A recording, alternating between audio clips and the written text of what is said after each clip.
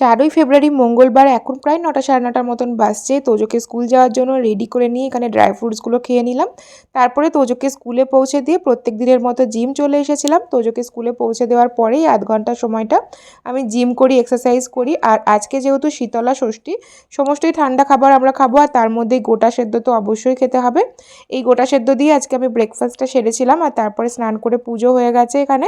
আর আজকে যেহেতু ষষ্ঠী, সেজন্য সমস্ত মারা সন্তানের মঙ্গল কামনায় হচ্ছে এই হলুদের আর তেলের যে টিপটা হয় সেটা তো অবশ্যই দেবে। তোজোকে স্কুল থেকে নিয়ে এসে স্নান টান করিয়ে দিয়ে তাকে টিপ দিয়ে দিলাম, আর সে তো টিপ পরে ভীষণ খুশি, কারণ তার আগে আমার কপালে ওর বাবার কপালেও এই টিপটা দেখেছিল, তো ভাবছিল সেও কখন এই টিপটা পরবে।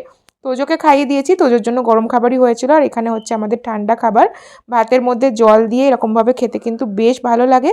এখানে সর্ষের তেলে শুকনো লঙ্কা হচ্ছে ভেজে রাখা হয়েছিল, এটা দিয়েই তো মনে হয় খাওয়া হয়ে যাবে।